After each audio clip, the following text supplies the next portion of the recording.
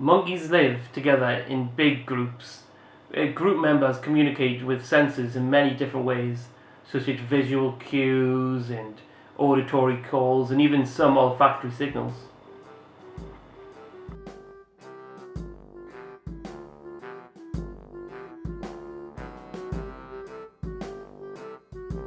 Now we're going to talk about the visual side of communication between monkeys.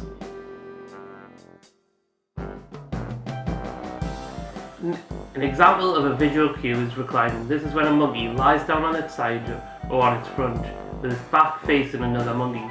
This is an invitation to groom.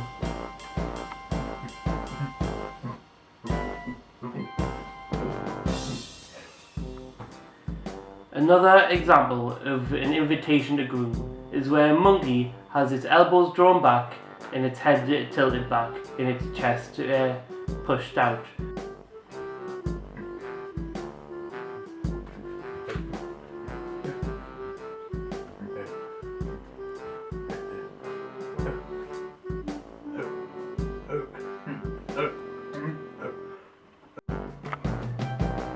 As well as invitations to groom, visual cues can also be ways of expressing anger.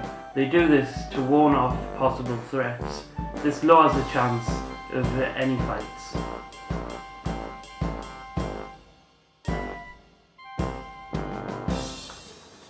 For example, open mouth. This is where a monkey has its mouth wide open, its lips retracted so that the teeth are shown. The eyes are usually wide open and staring at the stimulus. During this time, the body is thrusted forwards in a forceful manner.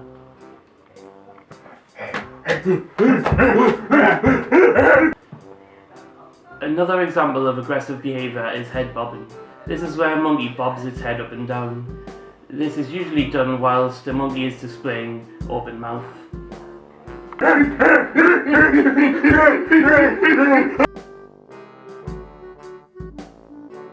As well as invitations to groom or express an aggressive behavior, visual communication can be used to invite another monkey to play, such as play face. This is like open mouth, but the head is tilted to one side and the eyes are squinted.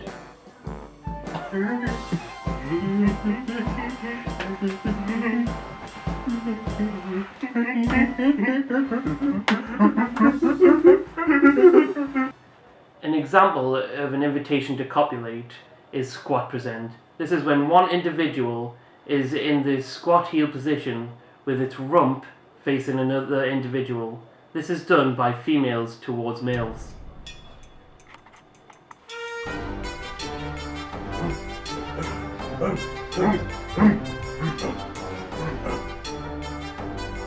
The male will then visually inspect the female's perineum, especially during the estrus.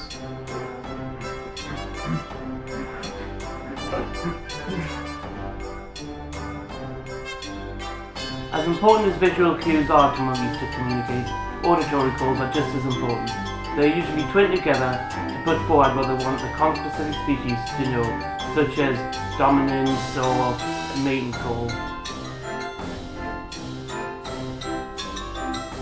Such as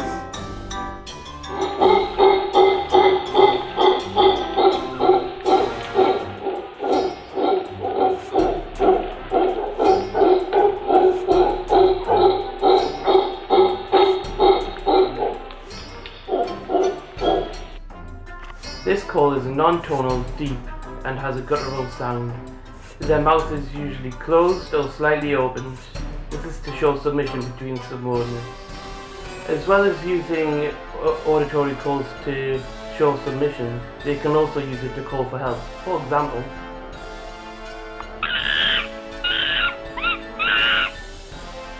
these calls are high-pitched and piercing. The mouth position can vary. The teeth can be shown or not. These calls are usually emitted by females or juveniles seeking help because of threats. Juveniles can also use calls during playing, such as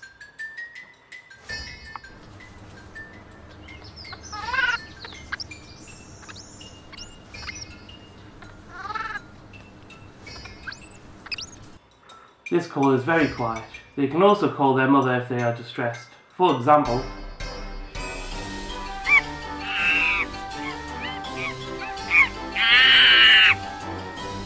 Some calls are to warn off predators or warn other members that there are predators nearby, like this call is low pitched. Monkeys as well as other animals use scent marking or excrete pheromones to communicate. Some monkeys exhibit behaviour known as urine washing. This is when they urinate on their hands and feet, so when they walk around they leave a scented path. This is a form of scent marking.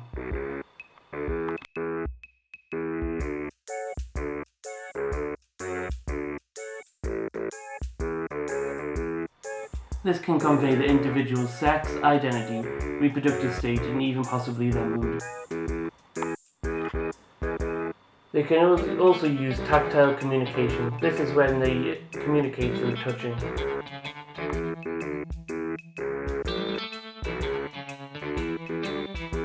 Wrist bending. This is when a monkey offers up its wrist towards another monkey's lips. This is done by females, juveniles, or adults to show submission.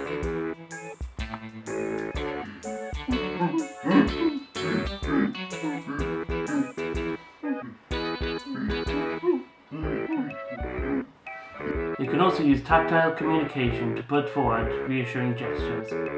For example, patting. This is done by a more dominant monkey.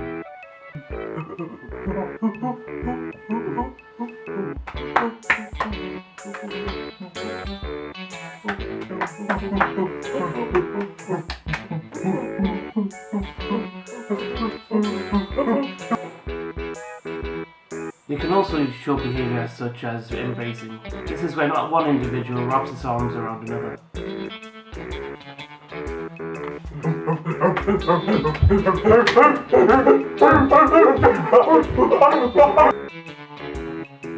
Monkeys can also reassure each other using behaviour such as reaching and touching. This is when one monkey will touch the other.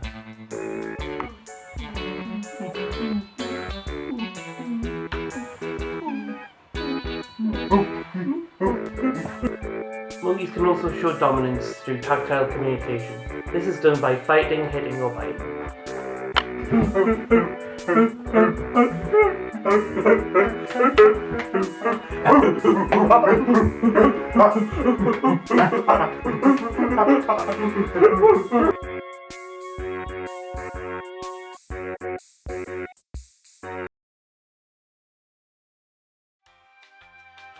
If I haven't chippy, I would like to say this off. I can feel it. Coming in the air tonight. Oh no. This is like open mouth.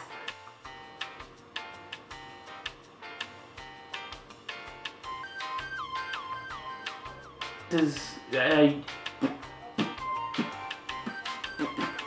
as well as invitations to groom or express an aggressive behaviour.